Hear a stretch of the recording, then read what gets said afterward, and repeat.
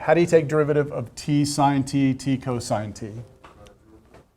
Product rule, right?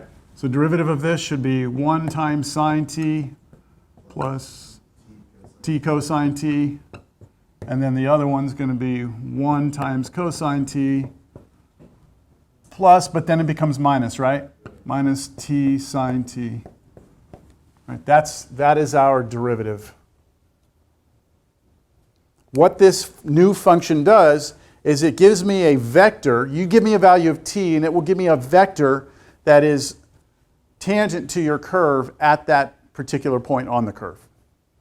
So what's the vector tangent to this function at t equals pi over 2? Just plug pi over 2 into it, right? What do we get? Sine of pi over 2 is 1. Cosine of pi over 2 is 0, so that's 0, so 1 plus 0. And then here, 0 minus, yeah, this t was pi over 2, right? And what's sine of pi over 2? 1. Which is just the vector 1 negative pi over 2. So just taking the derivative of each component function, okay, product rule there, then plugging in the value, and you get a vector.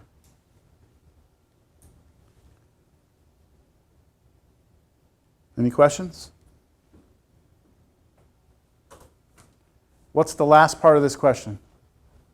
Find the vector equation of the line tangent to this curve. Okay, do we know how to find vector equations of lines? Yes. What do you need?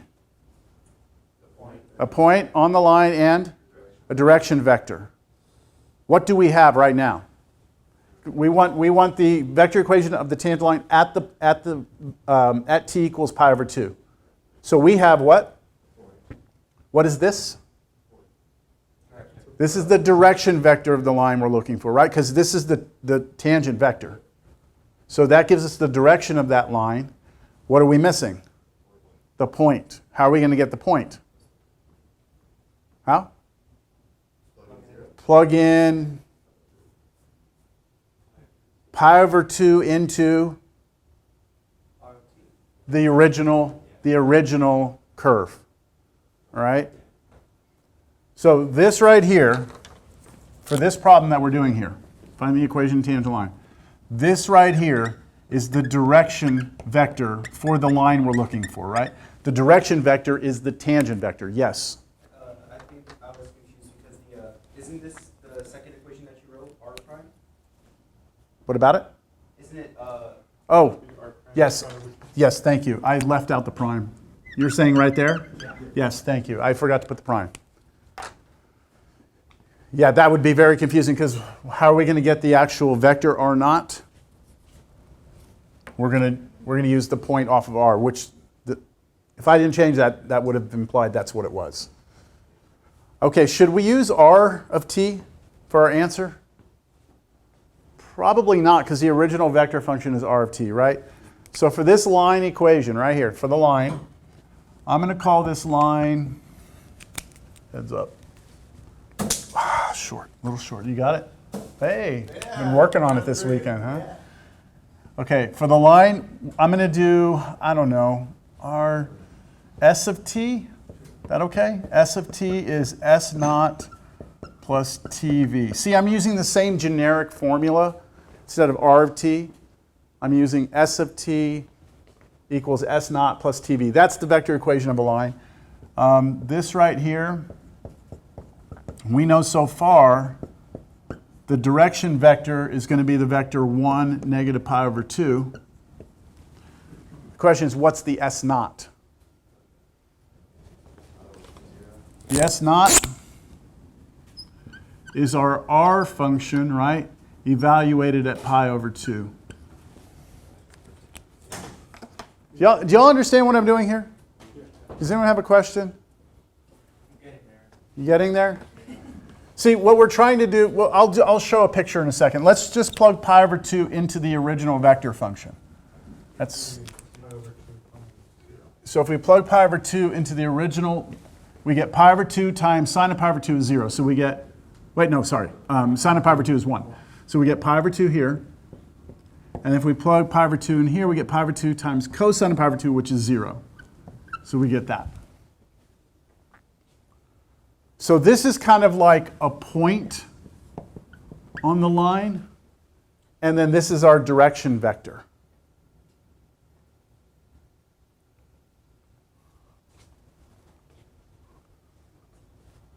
So I'm just going to plug that in right here.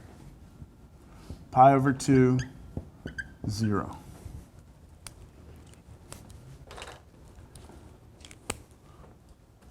So coming into today, we should all be comfortable with the idea that if you're trying to find the vector equation of a line, you need a point on the line that you convert over to a vector, and then you need a direction vector for that line.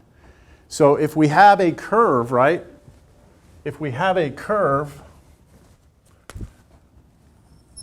and we're trying to find the line going through this, right? We're trying to find that line, then we're going to need two things.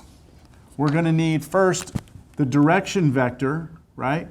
Which should be the r prime at the value of t. And then we're going to need an actual point, which is the vector that gets drawn to this. That's r at that point t. In this case, t was pi over 2 for both of those.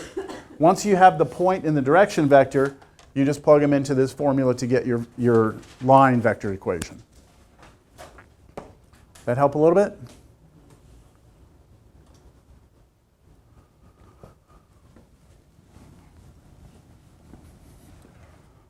Okay, I didn't talk about this curve before I put it up here. We just went right into it. But if I had asked you to start off what that looks like, it's almost like cosine t sine t, right? Except the number in front, right, is not 1, it's not 2, it's what? It's t, which means it's changing. So imagine you're trying to draw a circle, but your radius is getting bigger as t gets bigger, so you draw a spiral. You draw a spiral. Not a spring. We're in two-dimensional space here. All right, I hope that example made sense. All right. How are we doing on time? You all hanging in there?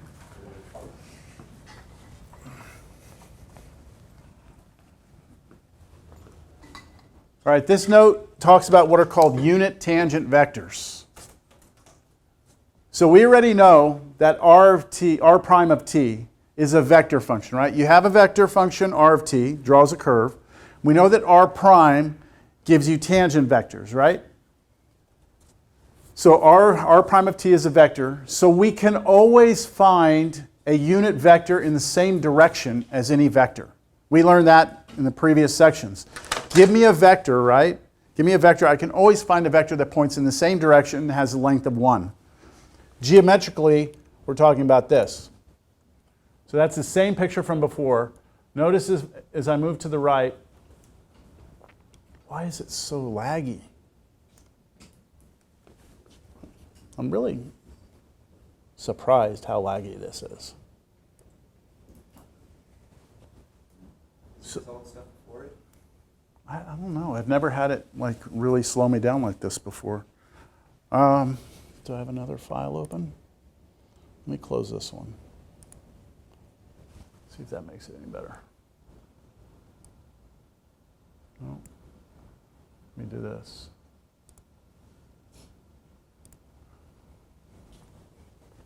Okay, see if that helped. Nope, didn't.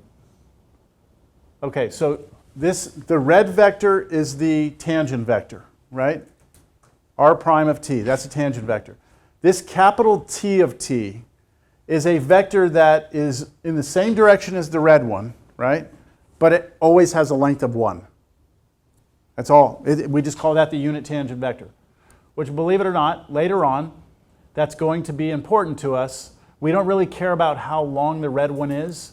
We just care about the direction.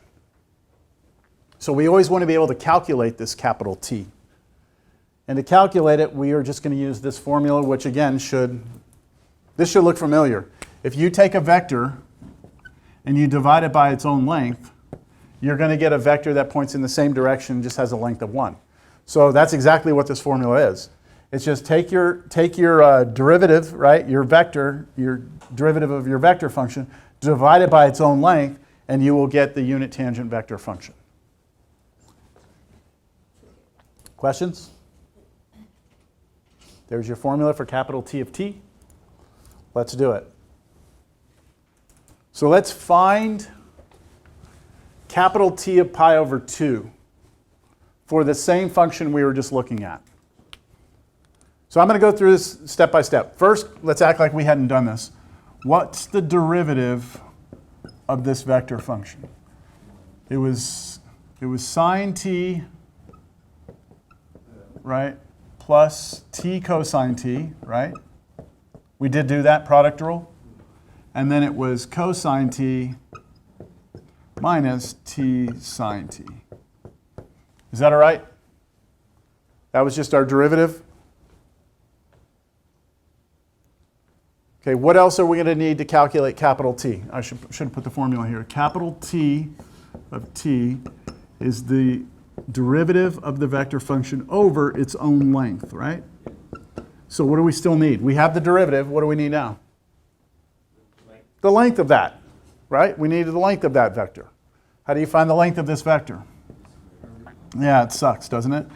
You have to take the square root of the sum of the square of the components. So sine t plus t cosine t, that squared, plus cosine t minus t sine t squared, right? I need to figure out what that is. Yeah, so if I had just asked you, like right here, I'm just asking you what's happening at pi over 2, right? So we could just figure out what that is at pi over 2, figure out what that is at pi over 2, and be done. But because of where we're headed, we're going to do it generally and get a formula, and then we'll plug pi over 2. Because the algebra here is not fun, but it's not like the end of the world, okay? So we have to like foil this out. Okay, so this is going to be square root of, right? Okay, when I square this, sine squared t plus, you should get 2t sine t cosine t plus t squared cosine squared t. That's what would happen if you FOIL that out. I'm not showing all that work, but assuming that your Cal 3 students could expand that, yes? Plus, now do the same thing on this one. Cosine squared t minus 2t, sine t cosine t, doesn't matter the order because it's multiplication. And then my final term will be plus t squared sine squared t. And I believe a bunch of stuff goes away. Yeah. Well, not a bunch, but this and this goes away, right? That and that go away. And then I have sine squared t plus cosine squared t. That's what? 1.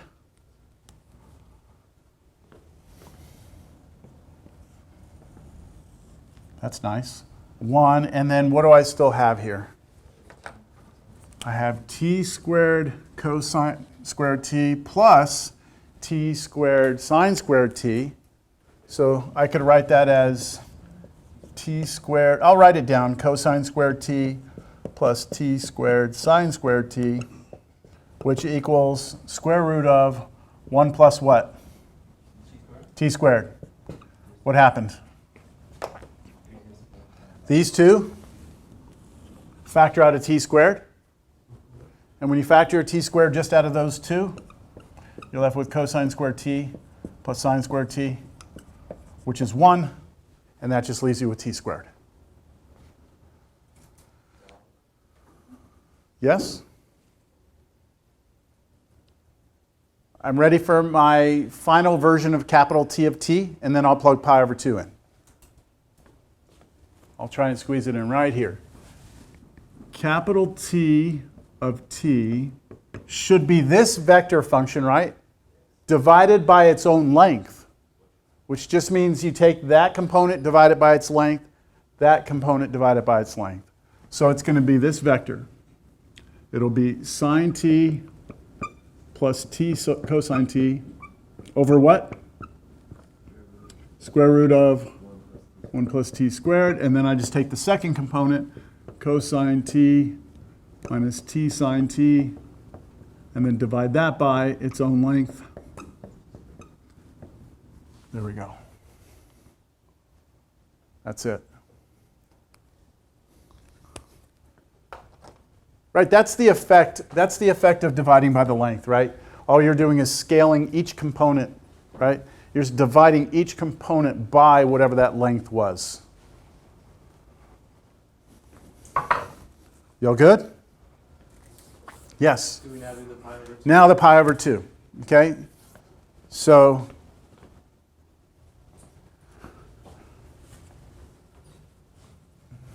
I'll do it right here.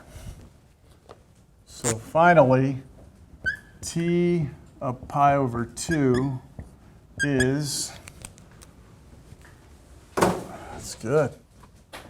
It's good, like the Cowboys right now. It'll all come apart later. My buddy calls me up, man, Cowboys, man. I'm like, it's just going to be a fall from higher place now. I'm sorry. Sorry about that, Cowboys fans. Sine of pi over 2? 1 plus cosine of pi over 2.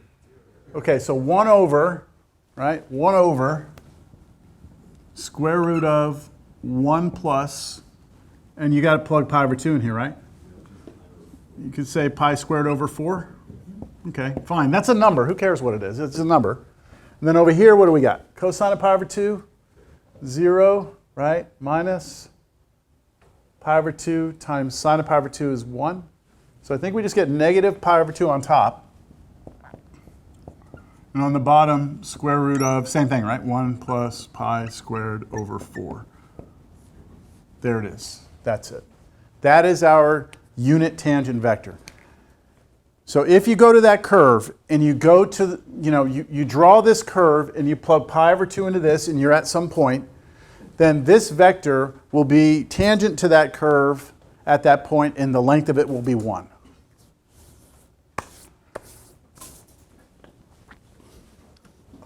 All right. We keep going.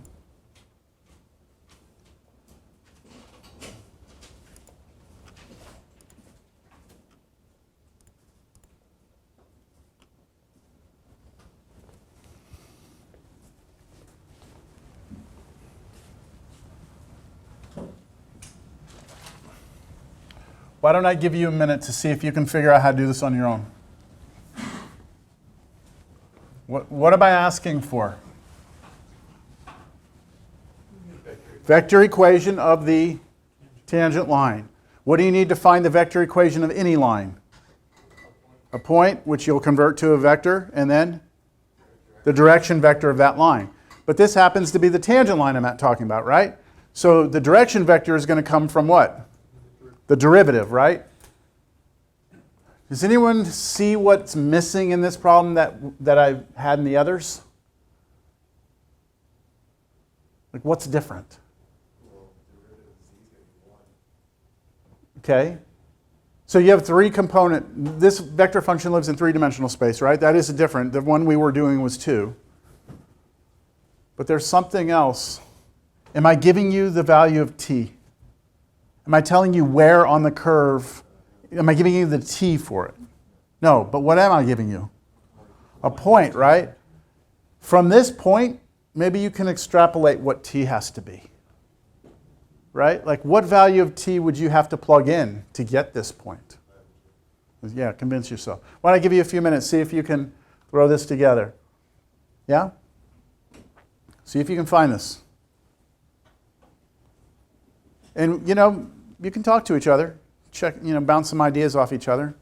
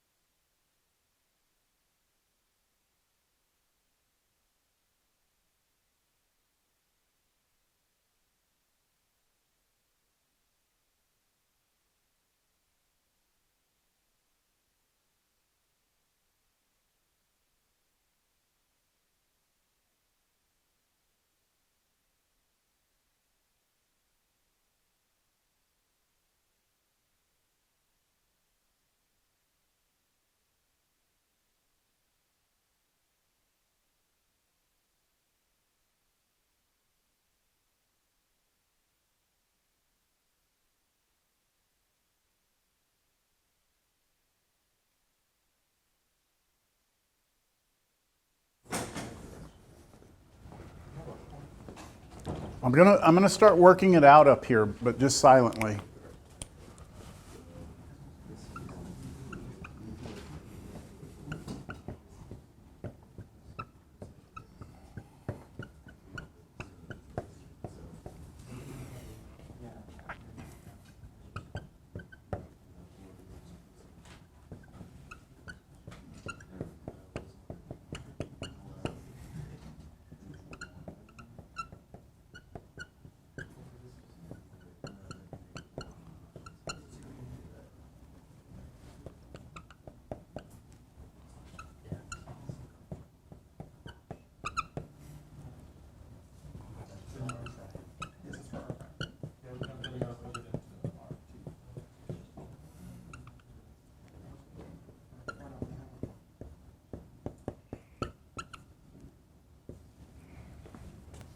What does t have to be?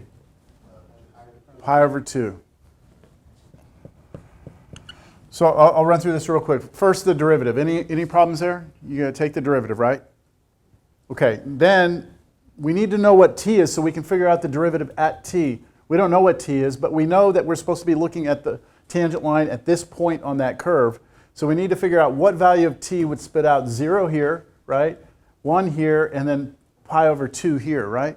Well, this is a dead giveaway right here. This has to be pi over 2. Once I know that that's pi over 2, let's just double check. What's cosine of pi over 2? 0. What's sine of pi over 2? 1. So that works, right? So that means that t must be pi over 2. So now I go back up to this. I say, all right, what's the derivative at pi over 2?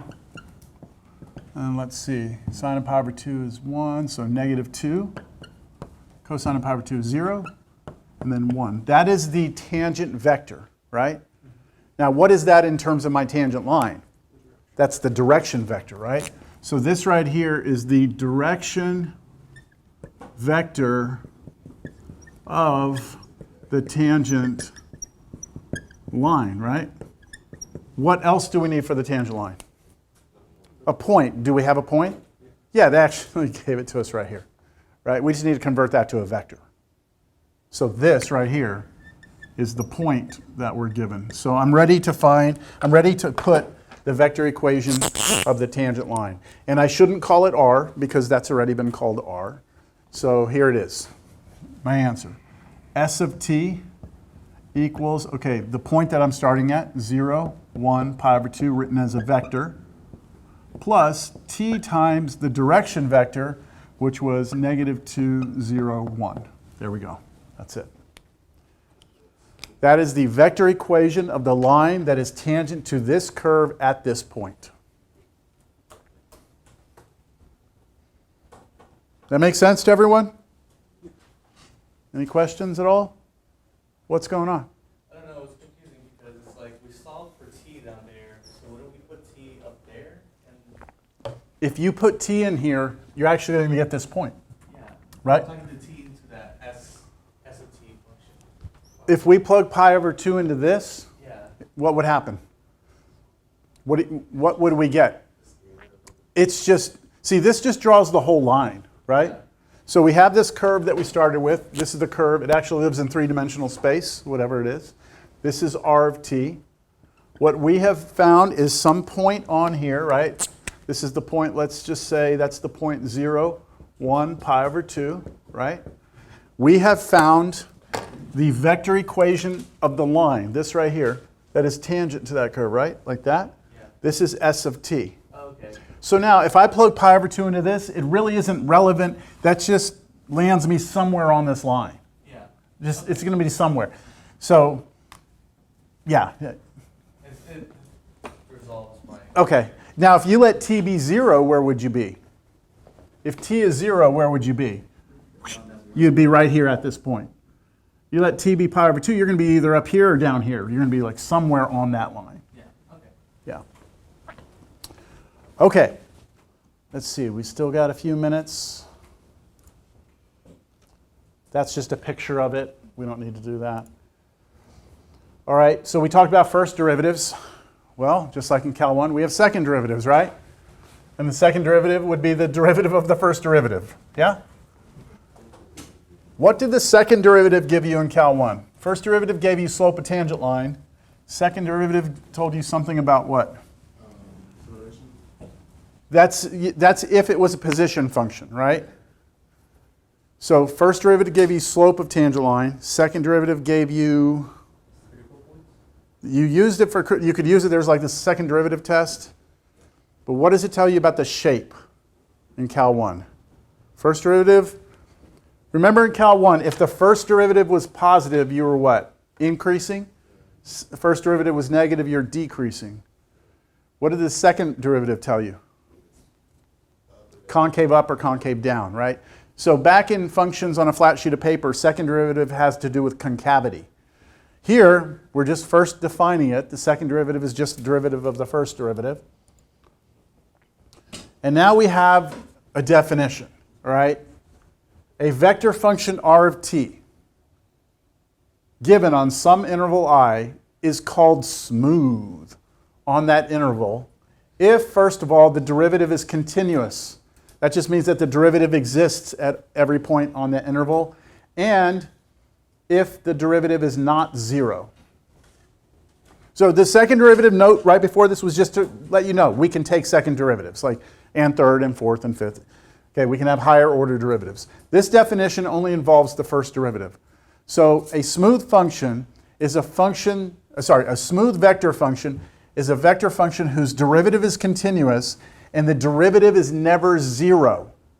Never 0. Except at the endpoints, it says here. So look at this function right here. My question is this vector function smooth on the entire number line? So if I plug in any value of t, is this smooth? So what do we need for it to be smooth? We need to make sure that the derivative is what? We need, first of all, that the derivative needs to be continuous, right? And then the second thing is that the derivative, what? Cannot be, I said 0. I meant to say the 0 vector. Sorry. Cannot be the 0 vector on this entire number line. So let's take our derivative. What is the derivative of this vector function? Ooh, how do you take the derivative of cosine squared? 2 cosine t times negative sine t. Chain rule, right? That's how you take derivative of this. 2 comes out. And then the second component is 4t cubed.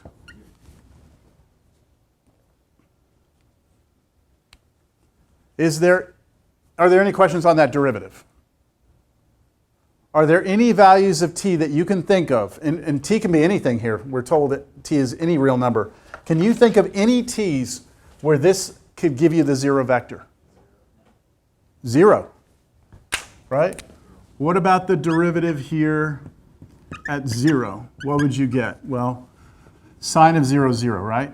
So that would be 0 there, and then 4 times 0 would be 0. Are there any others? That's the 0 vector. Are there any other values of t that would give you 0, 0?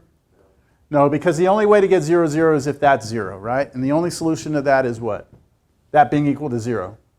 Is t is 0, right? So the only solution we have is t is 0. So is this smooth on the entire real numbers? No. We have a problem where? When t is 0. Would you like to see this curve?